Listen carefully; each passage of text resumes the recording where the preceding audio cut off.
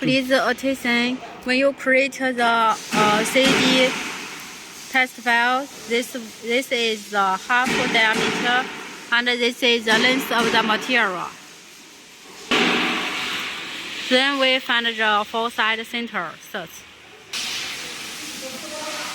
Please attention, when you create a CD, this is the half diameter and this is the length of the material.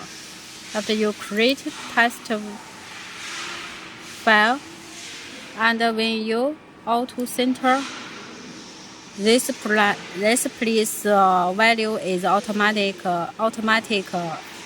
comes. You no need to change and save.